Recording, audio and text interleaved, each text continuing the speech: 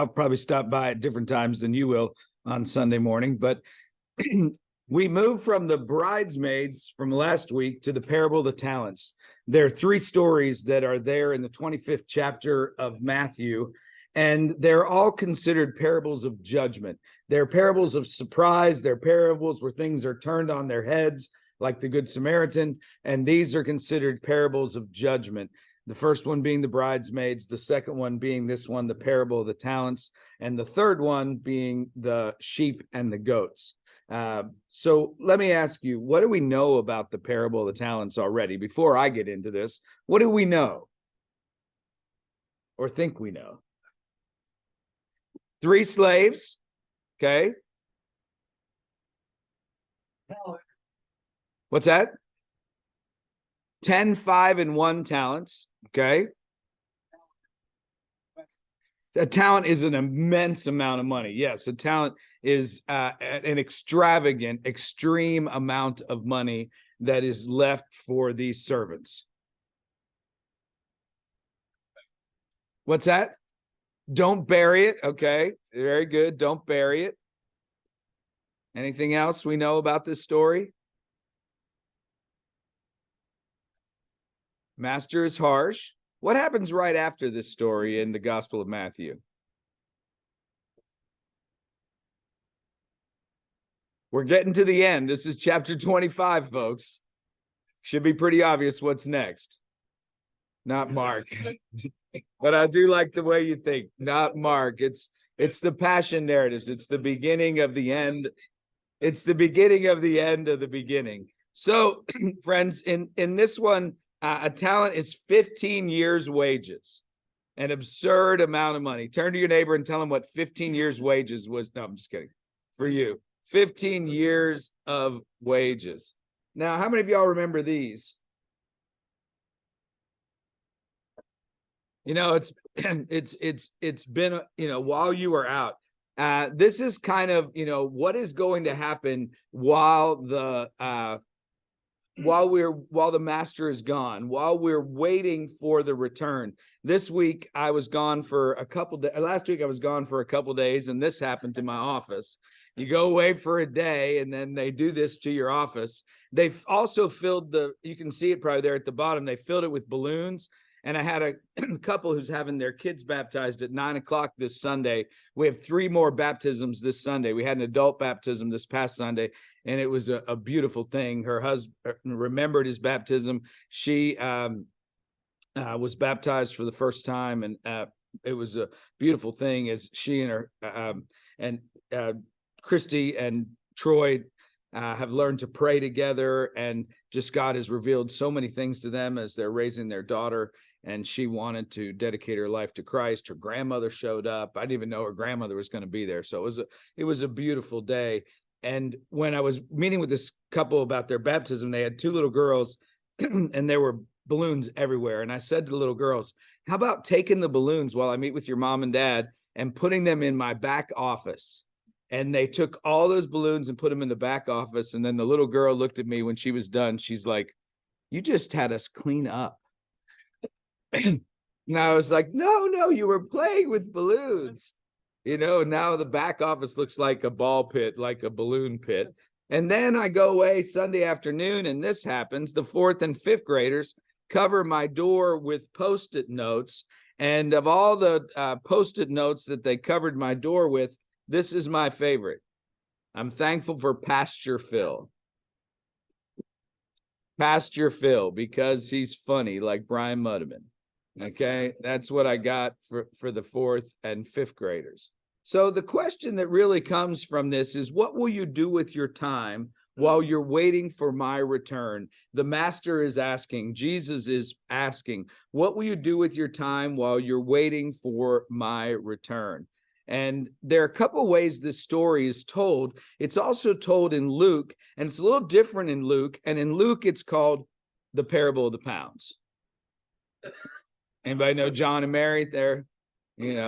So the parable of the pounds is a little different than the parable of the talents. And I think it's helpful to look at some of the differences. I did preach about this one a couple months ago, but the parable of the pounds, the parable of the 10 minas, do you remember that? The minas, nobody? No, didn't stick with you. So in the parable of the pounds, as they were listening to this, Jesus went on to tell a parable because he was near Jerusalem. So this one's a little different. This is before Palm Sunday. The talents is told after Palm Sunday. After all, they're already in Jerusalem. This one is because they were near Jerusalem and they supposed that the kingdom of God was to appear immediately.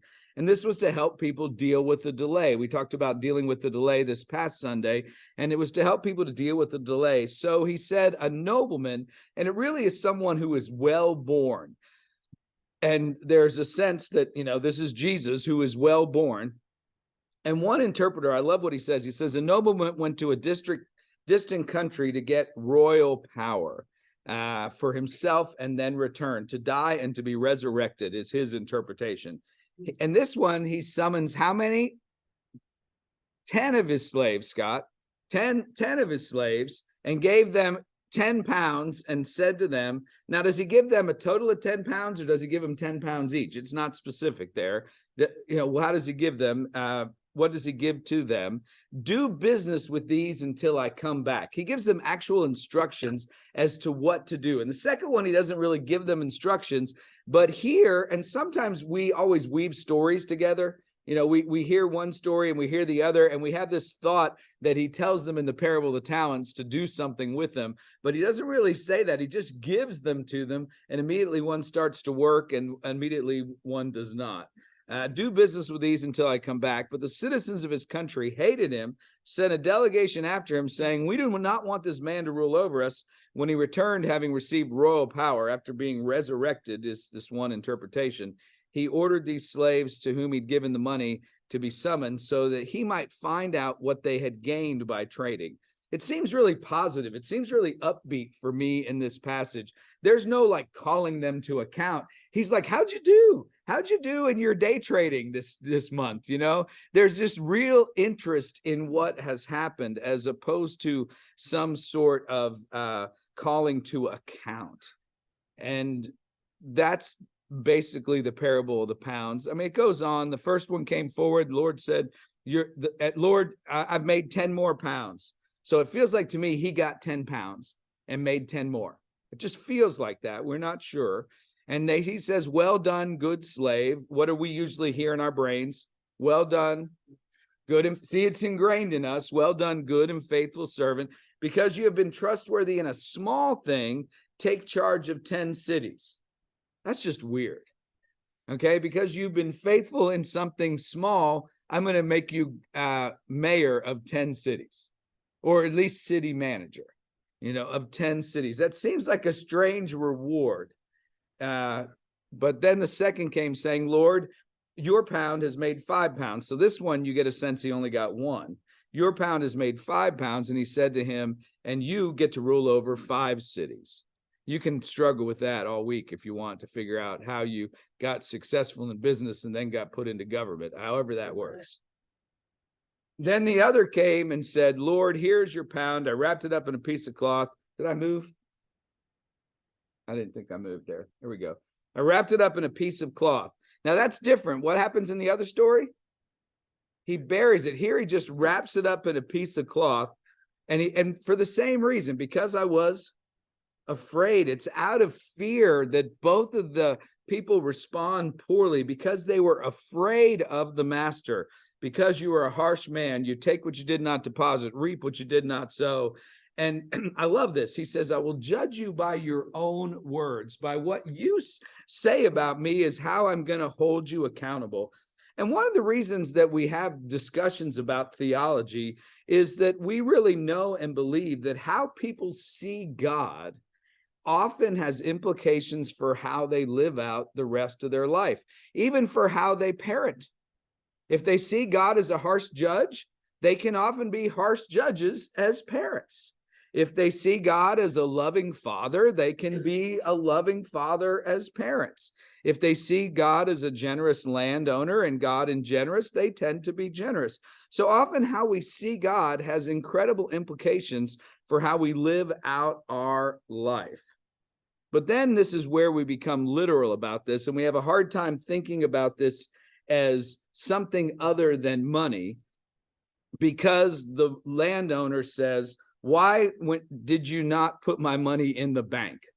Then when I returned, I could collect it with interest. We kind of have this idea that we can think about it as a talent or as God's grace or as a gift from God. But then we get into this here, why didn't you put it in the bank? And then we get literal again. We start thinking about this as actual money.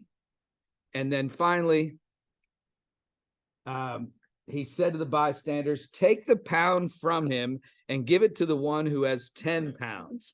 It's one of those things that is one of the reversals, one of the real painful pieces of this story. It's like the mean bridesmaids last week who wouldn't share their oil.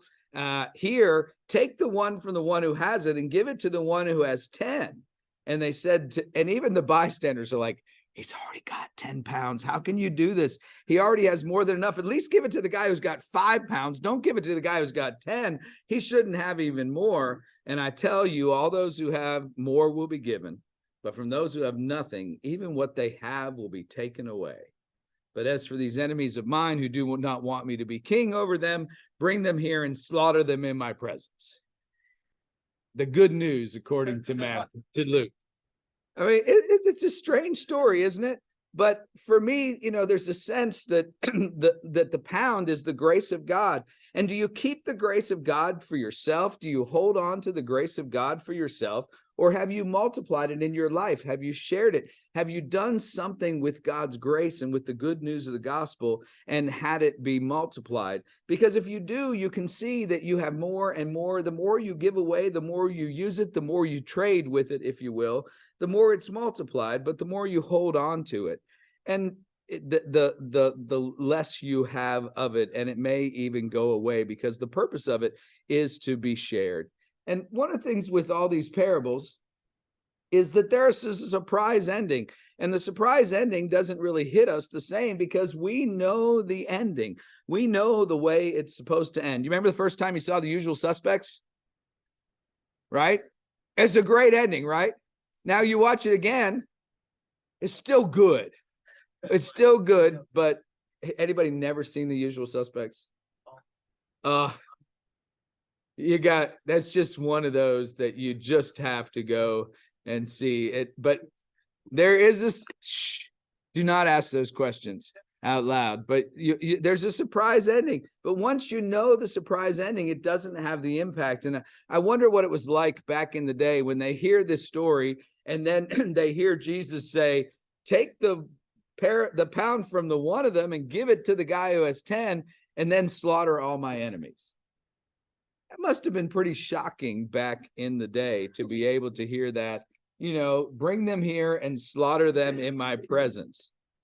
That's what some people say. Well, then Jesus can't be the one who went away, because Jesus would not want that to happen. The major themes of all this are pretty similar through both stories. There's faithfulness and accountability. There's the good and faithful servant. There's the wicked and lazy servant. They're the wise and foolish bridesmaids. They're the wise and foolish servants. We hear echoes and parallels here with the bridesmaids. Living out the gospel truth of mercy, peace, and forgiveness is wise. Why?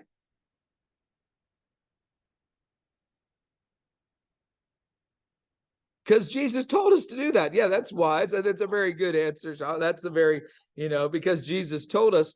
But it's also the sense that the future belongs to God, and these are going to be the values of the future. So you should start living into these kingdom values now: mercy, peace, and forgiveness.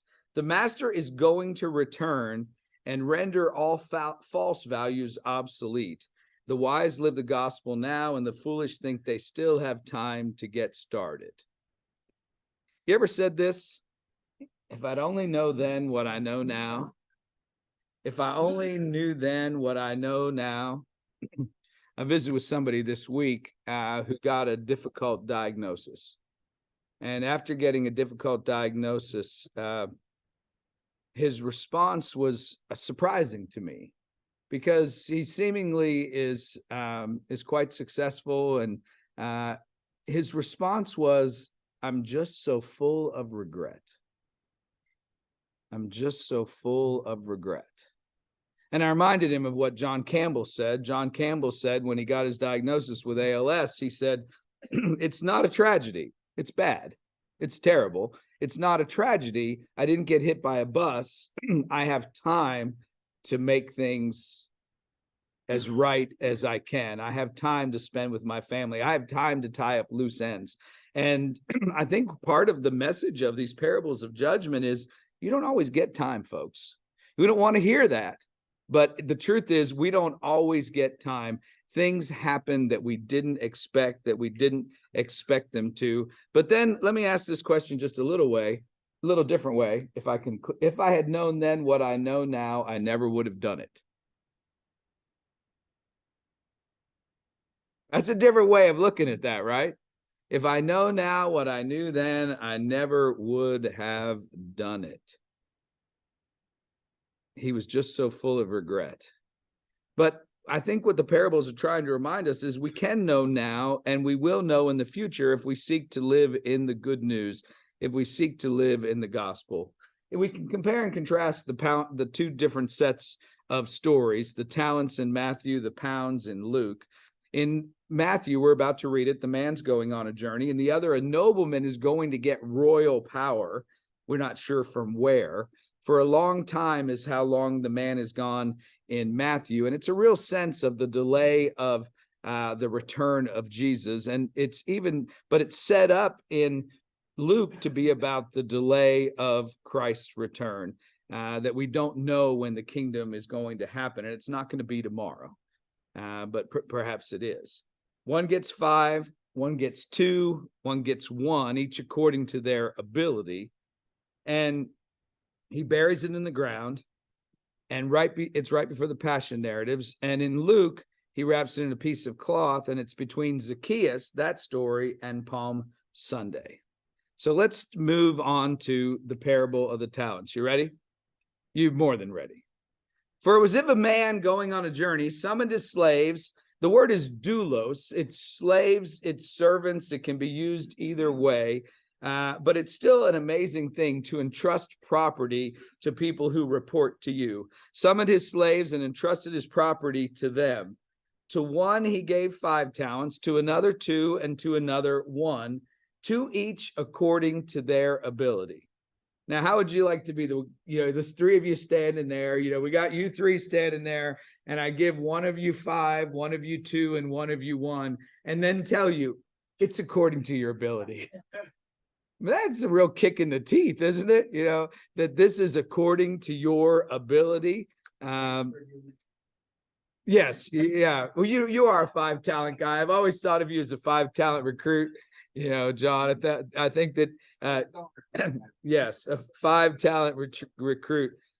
Then he went away. He doesn't give them instructions like in the other. We hear it in our mind that he's given them instructions, but there's no instructions. He doesn't tell them anything. And at once, the one who had received the 5 talents went off and traded with them and made 5 more. In the same way, the one who had 2 talents made 2 more talents. They put them to use, but the one who received the 1 talent, because he didn't have any ability anyway. I mean, it's kind of a self-fulfilling prophecy when you're told you're just a 1-talent guy, man. I'm so sorry. He took and dug a hole in the ground and hid his master's money. After a long time, the master of those slaves came and settled accounts with them. Do you feel the difference between, hey, how'd you do with your investments versus we're here to audit you? Is that a different feel? We're here to audit you is a very different feel, unless you're the auditor. Who are you? Who are my auditors in the room? We got a few. No, not in this room. Okay. I mean, in this church, we have lots of auditors. I mean, so I figured there's at least one in here. He came and settled accounts. What kind of person entrusts huge amounts of money to his servants? He doesn't give them instructions like in Luke. One commentator, I thought this was interesting. If Jesus is the man going on a journey, are we okay with Jesus owning slaves? That was a question I'd never asked before, never thought about. But it's interesting when you interpret this allegorically, where this means this, and this means this, and this means this, and this means that, then you have to take other pieces of it to its logical conclusion. And they are constantly referred to as slaves.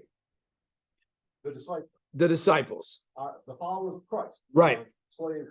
Paul uses that language. Right. And I think I may have told you before, one of our African-American district superintendents would pray to God as master.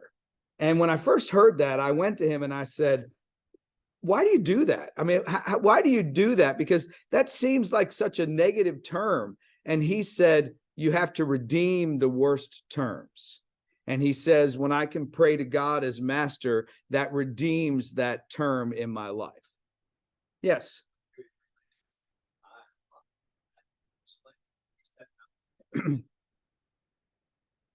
Right. Yep. Well, that very, very, very true. You would think that, but the one doesn't know how the master does things. So he reads something very different into who the master is than the others do. There really was a term, and David can correct me if I'm wrong, but there really was a sense of indentured servitude, less being owned, but owing a debt. And because they owed a debt, they were like slaves. That's the word doulos. You can look it up. That's often how it's used. But do you think of the talents as your talent? Do you think of it as God's grace? How do you think about the talent as opposed to it being something tangible? It's kind of hard to get away from it being tangible when we get to the bank account image. Then the one who received the 5 talents, did I get there?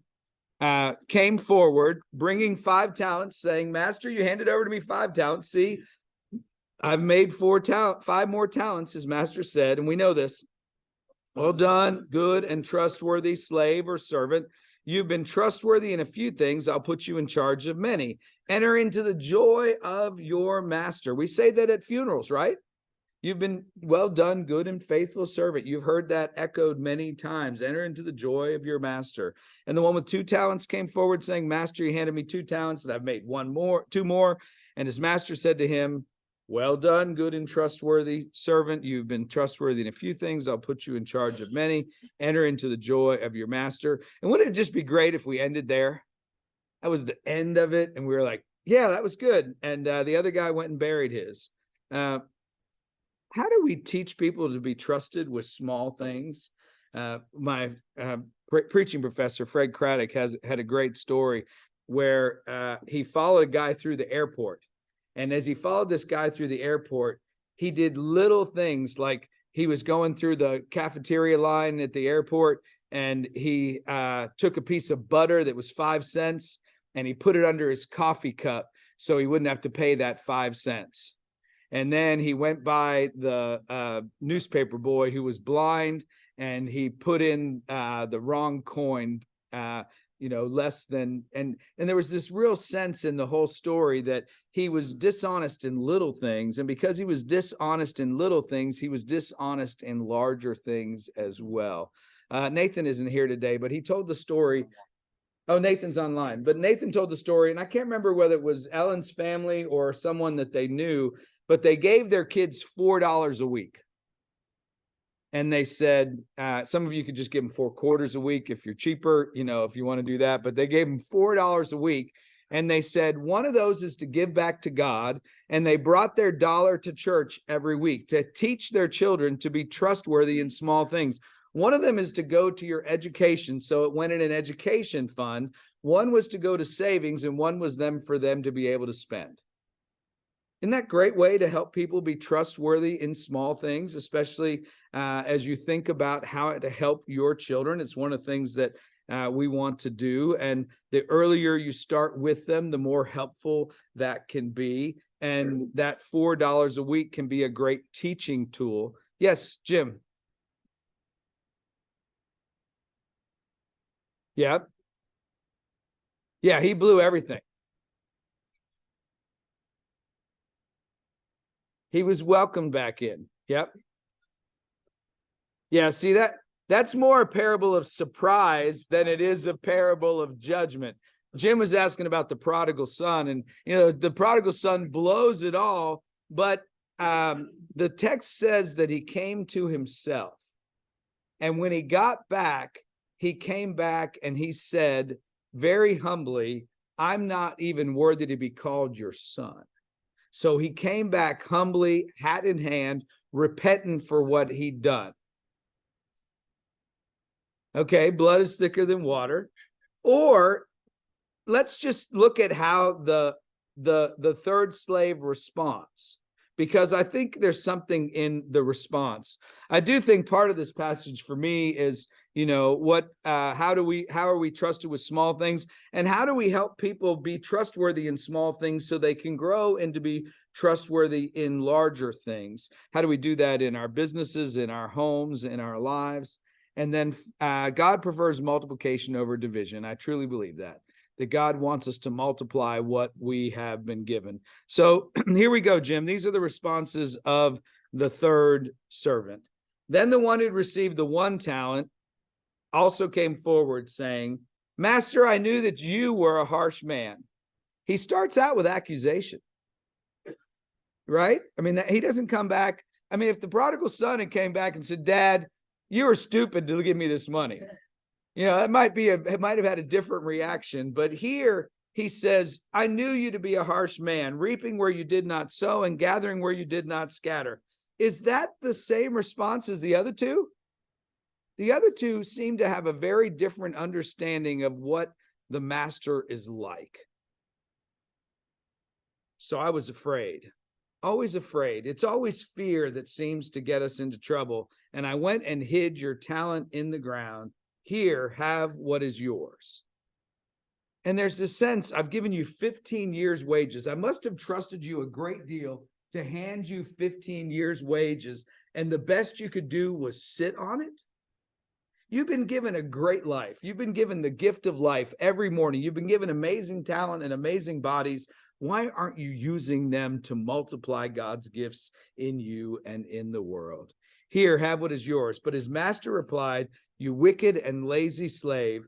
And then he just kind of quotes back to him, sort of like in the other passage. And he doesn't say, I'm going to judge you with your words like we heard in the parable of the pounds. But there's the same feeling. You knew that I reap where I did not sow and gather where I do not scatter.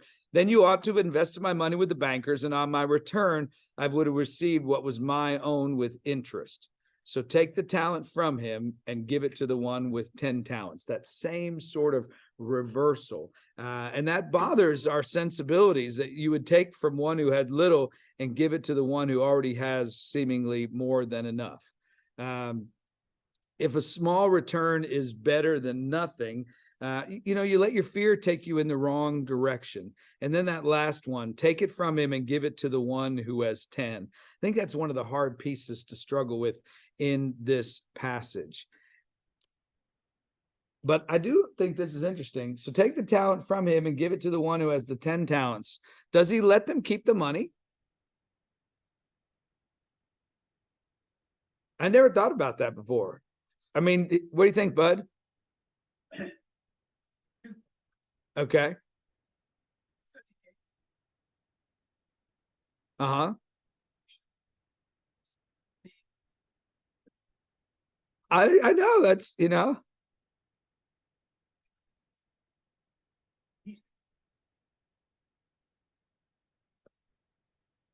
to continue to earn from him. okay. Now, that may not be what the story is. You can keep it, keep going. Yep, self-fulfilling prophecy that because you're when you see yourself as a 5-talent person, you live a different way than when you see yourself as a 1-talent person. And what implications does that have for you? And I never considered it before, but just in my reading this week, preparing for this, one commentator thought they get to keep the money. Nope, not buying that. Okay. I'm just throwing that out there. It's something worth considering. Yes. What you see the talents is God's grace that he's given. Okay. You do get to keep the grace. Yep.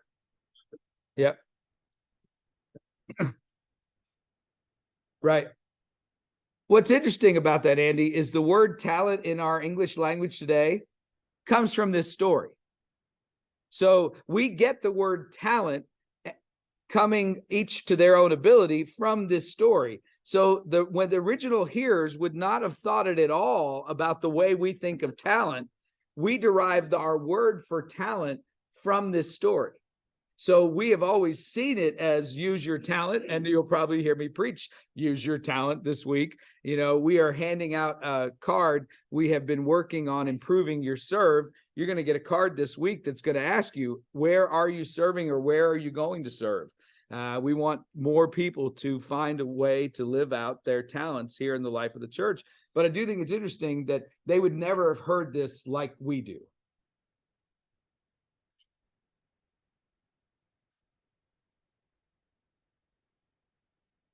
Okay. Okay, we have one that says they don't get to keep it. Other thoughts? Bill, you thinking back there?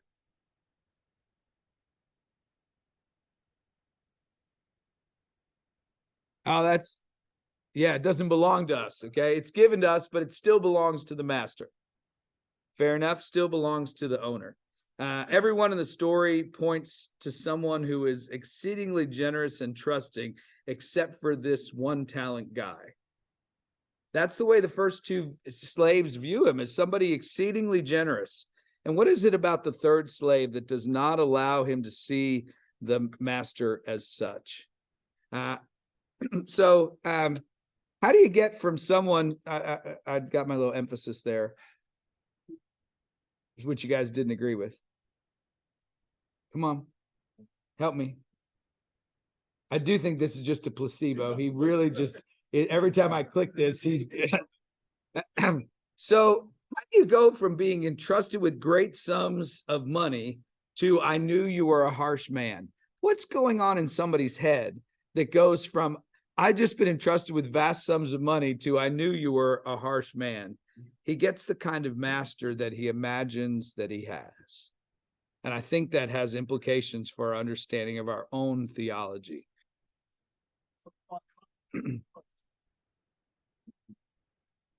Yeah. Yeah. Right. Right. But you did go to Georgia Tech. Okay. Oh.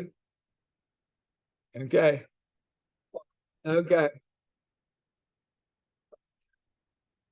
Yeah, and that's, you know, a lot of people like the Luke one where everybody gets the same, you know, where everyone's given a talent and you get to use your talent for God's purposes, that more egalitarian one. But you look around the world, some people have 5 talents, right?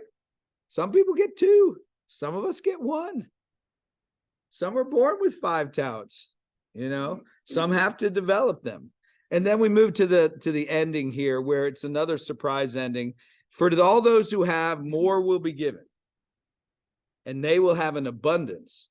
But from those who have nothing, even what they have will be taken away. What a weird phrase. How do you have nothing taken away? From those who have nothing, even that will be taken away. Is God saying, for those who have nothing, I will take away nothing? Think about it. It's an interesting phrase, right, Brian? For those who have nothing, even what they have will be taken away. And as for the worthless slave, throw him out into the outer darkness, where there'll be weeping and gnashing of teeth. Lots of interpretations over the years. There are issues with parables that we have. There's no shock value anymore. Well, maybe there is if we're not familiar with them. How would the first hearers have heard this differently? We talked about that a little. Do we know the story too well? And if we knew the third guy had lacked ability, why did he expect more from them? That was the question over here a little earlier. Interpretations, the Pharisees and the scribes are the ones that bury the law under so many rules and regulation that they could not launch into new ventures. So discover your gifts, use them for God. Don't bury your God-given talents. I'm running late here, so I'm going to just skip through the end here. Yes, God does long for us to wisely use the gift we've been given, and yet the trouble with parables is just when you think you have them all figured out, they sneak up on you and surprise you. The thing that hit me this week is I read one interpreter. He said this, as for the worthless slave, throw him out into the outer darkness where there'll be weeping and gnashing of teeth. What does it mean for Jesus in the final days to be thrown out into the darkness where there's weeping and gnashing of teeth? That's something I hadn't considered before. And yet Jesus is the light. And then I go to my last slide, which is if we trust the generosity of God, we can be open to the grace of life. We can see God moving everywhere. But if we live a life of suspicion, we see evil on every corner. They call it a hermeneutic of suspicion. That's your word for the week. A hermeneutic of suspicion. It is a way of looking at God, looking at the world with suspicion, of not trusting. Hermeneutic literally means a bridge, Phil. And so, your way of interpreting, a hermeneutic is a way of interpreting. And so do you interpret the world through suspicion, or do you interpret the world through possibility? And you want to, and when we're younger, we interpret it through possibility. But then we become a lawyer, Eric, and we start interpreting the world through suspicion. And maybe not, I don't know what exactly your field is there, but to those who have, even more will be given, it will be multiplied. So these are your questions to look at around the table. How do we teach the next generation to be trustworthy in small things? What are your talents? Can you name one? And